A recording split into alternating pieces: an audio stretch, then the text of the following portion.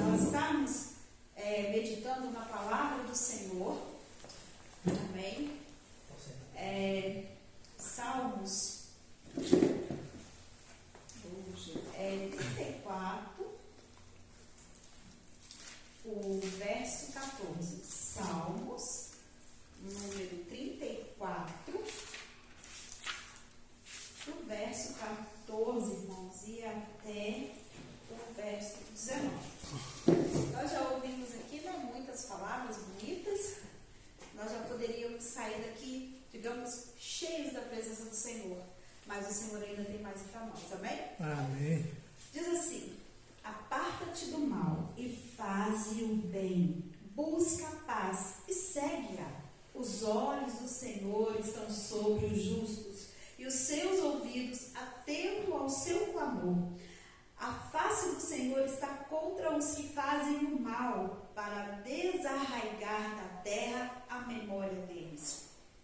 Os justos clamam, e o Senhor os ouve, e os livra de todas as suas angústias. Perto está o Senhor daqueles que têm o coração quebrantado, e salva os contritos de espírito.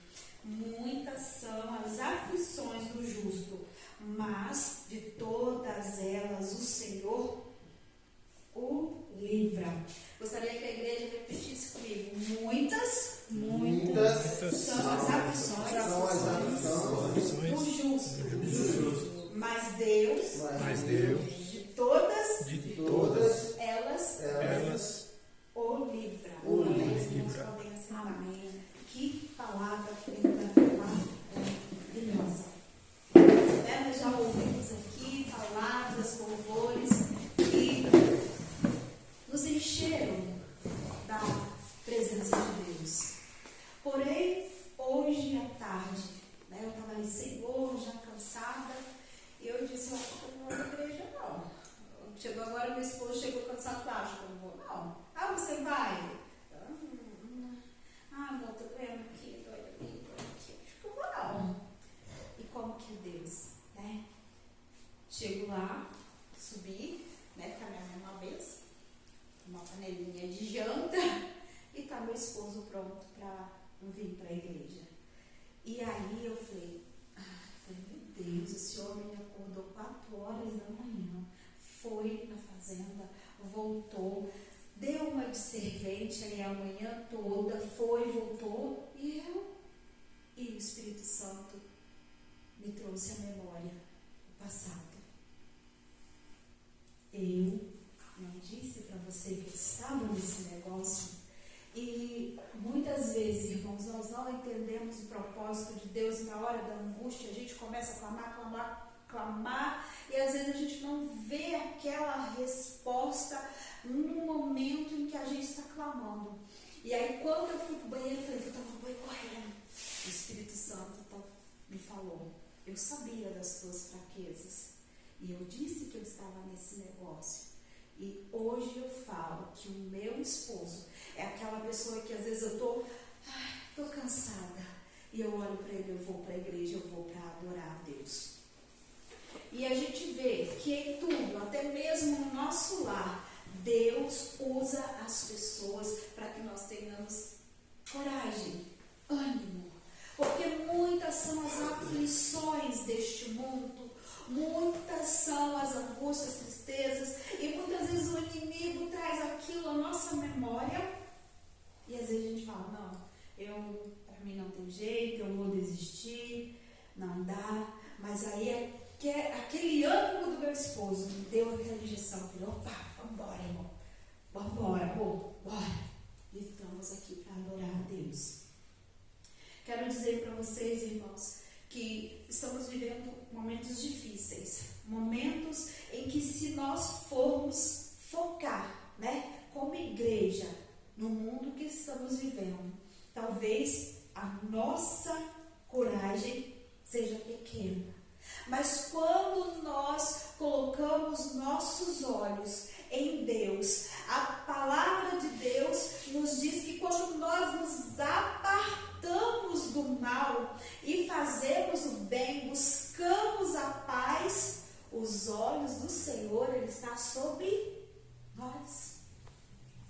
Então, não importa a circunstância, não importa o problema que você esteja passando, se você focar os teus olhos, se você olhar somente para Cristo, você não vai desanimar. E muitas vezes nós chegamos na presença de Deus e queremos só pedir, pedir, pedir, pedir. A Bíblia diz: pedir, pedir, dar-se-vos-á. Sim. Mas por que muitas vezes pedimos e não recebemos? Porque não fazemos o bem. Às vezes a gente vê alguém ali do nosso lado, padecendo, sofrendo. A gente olha, deve estar sofrendo por alguma coisa, deve estar pagando. Aí a gente se torna injusto. Deixou de fazer o bem, fez o mal. Viu alguém necessitado e deixou para lá. Será que Jesus, quando passasse por alguém que estava necessitado, será que Jesus deixaria aquela pessoa padecendo e seguiria? Ontem aqui, refletindo, sobre a nossa lição, a gente viu que nós, como servos de Deus, temos exemplo de Cristo de ser servos, de servir. E o maior exemplo foi Jesus. Jesus, a todo tempo, ele sendo filho de Deus, ele servia. E a Bíblia fala: os olhos do Senhor estão sobre os justos e os seus ouvidos atentos ao seu amor. Eu venho aqui para falar: eu sou justa, eu sou honesta, mas às vezes o irmão chega lá na minha rua e fala: Terezinha, não vale nada não, que crente que é aquela? Crente? Onde está o caráter de Cristo em mim? Porque eu não posso ser crente somente na igreja, não é verdade, irmãos? Eu preciso ser crente lá na minha casa, com meu esposo, com meu filho. Eu creio que a nossa igreja, ela começa na nossa casa. E outro dia, conversando com meu sogro, eu falei: olha, eu não gosto de discussões, eu não gosto, às vezes, de estar debatendo as coisas, porque, sem perceber, irmãos, o inimigo entra e, de repente, está um bicudo para cá, o outro bicudo para lá, E, às vezes, a gente deixa de ser humilde, tá calorosa a conversa, sabe? Vai louvar, é normal. Mas muitas vezes essas coisas corriqueiras da nossa vida nos afastam de Deus. Muitas vezes essas coisas que parecem ser tão pequenas, que parecem não ser prejudiciais para o nosso convívio familiar e convívio como cristãos, aquilo vem, destrói. A gente vê, irmãos, que uma floresta, ela pode ser incendiada por uma fagulhazinha que caiu lá no seco, veio o vento. Assim também é o nosso convívio. A palavra de Deus no Salmo, o salmista no verso 16 diz assim: a face do Senhor está contra os que fazem o mal, para desarraigar da terra a memória deles. Olha como que Deus, ele odeia a injustiça, a maldade. A gente vê aí nos anais da história, se a gente for ver lá dos governadores, César foi um descobridor, e de quem que a gente ouve mais falar? De Paulo, que foi justo, que lutou pelo Evangelho, que defendeu a bandeira de Cristo, ou César? Não é verdade? Muitas vezes, irmãos, Deus lhe faz, e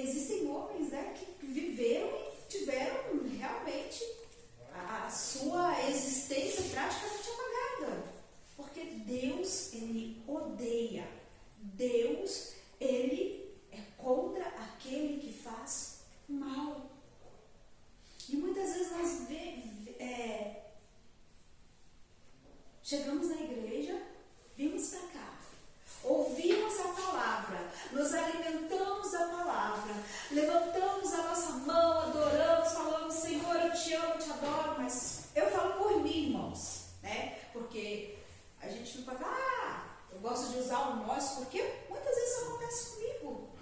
A gente vem para a igreja, ouve a palavra, mas chega lá na hora daquela situação difícil, a gente esquece tudo, não é verdade? E hoje a gente estava comentando sobre, né, a situação da nossa cidade. Eu já comecei a falar, Jesus, tem misericórdia, porque a gente começa a ficar de forma crítica e em vez de a gente orar, às vezes a gente começa a tecer comentários que a gente não deve. E nós, como cristãos, devemos orar, interceder pelas nossas autoridades, os nossos vizinhos, os nossos amigos de trabalho. Nunca pagar com mal com mal. Nunca, irmãos. Nunca. Quando Pedro vai lá e com aquela espada corta a orelha daquele soldado, Jesus, aquele homem que o levaria, né, para ser julgado, ser morto, coloca aquela orelha no lugar. Olha que coisa mais linda que Jesus faz. Jesus é bom. Mesmo Pedro negando a Jesus, ainda assim Jesus amava Pedro. Ainda assim Jesus estava ali, confiante nos seus discípulos. E nós, irmãos, como tem sido a nossa vida com Cristo? Como tem sido a nossa vida fora daqui da igreja? Como estamos vivendo a palavra? Na semana passada, nós ouvimos sobre como exercitar a nossa fé, como vencer as tribulações, como passar pelos momentos de dificuldade. Mas eu pergunto a você, nesta noite, como está a tua vida com Deus? Aonde você tem depositado tua esperança? Você tem feito bem? Você tem vivido a palavra? Porque muitas vezes, irmãos, nós falamos, né, que Deus é bom, nós falamos sobre a verdade, mas não temos coerência com aquilo. Falamos, falácia, não vivemos aquilo. Mas que nessa noite nós possamos cada vez mais ter sede de estar na presença do Senhor. No verso 17, o salmista diz: os justos clamam, e o Senhor os ouve e os livra de todas as suas angústias. Perto está o Senhor dos que têm o coração quebrantado. A gente erra. Fazemos aquilo que muitas vezes a gente sabe que não deve fazer, a gente faz. Como já ouvimos aqui anteriormente na palavra, que os nossos pecados, Deus quer esquecer. Tem coisas que Deus quer apagar e a gente está ali, remoendo aquilo. Mas é preciso quebrantar o nosso coração. É preciso chegar perto do Senhor e dizer: Senhor, eu fiz isso, eu sei que eu desagradei o teu coração, eu sei que isso, Senhor, não é da tua vontade, mas me perdoa. Chore, se rasgue na presença do Senhor. Eu acho que a coisa mais linda, o nosso relacionamento com Deus, é a gente sentar ali, ajoelhar às vezes no nosso quarto ali sozinhos e falar com Ele. E Ele nos ouve, e Ele perdoa os nossos pecados, e Ele perdoa as nossas dívidas, e ainda assim nos livra cura de todas as nossas angústias, as aflições. Eu não sei qual é o teu problema nessa noite, eu não sei quais são as tuas ansiedades. A irmã Dalma hoje já falou, né, sobre estarmos ansiosos.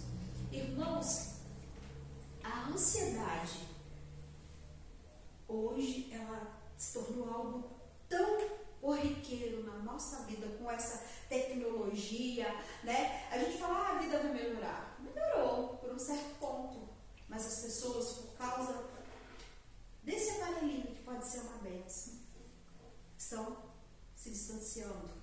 E isso já são estudos que comprovam, né? Às vezes a criança chega lá em casa, mãe, aí meu filho já aconteceu. Peraí, mãe, tá queimando a panela de arroz, já distanciando. Às vezes aquele momento que a gente poderia estar ali ensinando algo de Deus para o nosso filho, para a nossa filha, a gente está ali. Ih, meu Deus, o que saiu hoje? O que aconteceu nesse... Às vezes a gente está mais preocupado, dando atenção para acontecimentos, fatos, né, que não vão trazer proveito nenhum para a nossa vida. E o nosso filhinho, a nossa filhinha está ali. Mãe, brinca comigo. Mãe, papai, está distanciando. E isso tem gerado ansiedade, né? As pessoas acabam, né, se distanciando por pouca coisa. E a ansiedade é a gente viver no presente, mas estar com a cabecinha lá no futuro. E a depressão, a gente está aqui no presente, mas a cabecinha está lembrando de coisas que eram boas lá no passado. E muitas pessoas hoje em dia, irmãos, estão morrendo de depressão. Já houve estudos em que nos nossos dias a depressão ela mata mais que o câncer. E quando eu era jovem, eu ouvia uma palavra muito equivocada que era ensinada aos altares de que crente que tem Jesus não tem depressão. Eu tenho Jesus e vivi a depressão. Estou tentando sair dela todos os dias, mas eu quero dizer para você que muitas vezes a gente não entende o trabalhar de Deus na nossa vida. E tantas angústias, são tantas afrontas que vêm sobre a minha vida. E outro dia eu disse, Senhor, mas desde que eu me entendo por gente, não tem problema. Às vezes fulano tem o problema que eu tenho. E o Espírito Santo me falava, eu tenho chamado. Crente que tem chamado e quer viver a palavra, ele vai viver aflições, ele vai viver dificuldades. Ele vai ser perseguido. E aí o Espírito Santo falou para mim, olha Terezinha, você sabe o que eu tenho para você. Você sabe os meus anseios, a minha vontade. Está reclamando? E o Espírito Santo me dizia, será que Paulo reclamou como você? Será que Moisés, quando teve que ir diante a Faraó, reclamou como você? Será que as suas angústias, os seus anseios são maiores? E eu falei, Senhor, me perdoa. Eu quero dizer para vocês, meus irmãos, a luta é calorosa, é intensa. E o Espírito Santo veio me trazendo a memória. Quando eu era pequena, minha mãe ali na Filadélfia, todos os dias da semana havia, todos os dias não, um dia da semana havia para fazer oração. E eu lembro que eu estava brincando com os meus irmãos ali no corredor da igreja, e eles oravam, choravam, a gente era criança, não tinha paciência para ficar orando, e de repente, quando eu olho para cima do portão, um homem todo de branco, com uma veste reluzente e uma espada de fogo na mão descia. E eu não entendi aquilo e eu me arrepio só de dizer isso, que quando eu fecho os meus olhos é como se eu voltasse àquele instante. E eu lembro que eu saí correndo, chorando, gritando: tem um homem lá fora, desceu um homem lá fora. E eu chorava, eu tremia, porque eu era criança, eu não entendia. Mas como que era o homem? E que aí eles foram entender que era a presença do anjo do Senhor. E Deus trabalhou, irmãos. Naquela época era só a minha família aqui. Eu, mamãe, Chile e Zico, que tinha ali na igreja. E a missionária da base, quando vinha alguém para visitar. E Deus foi trabalhando, e Deus foi trazendo essa memória. Crente que tem um chamado, ele vive dificuldades, mas em todas as aflições. Muitas vezes, irmãos, eu vejo que eu erro com o meu falar, com o meu andar, mas eu chego e falo: Senhor, me perdoa, eu errei. Senhor, eu não devia ter falado isso. Senhor, isso não deveria ter saído do meu coração, me perdoa. E Deus, Ele perdoa, Ele trabalha.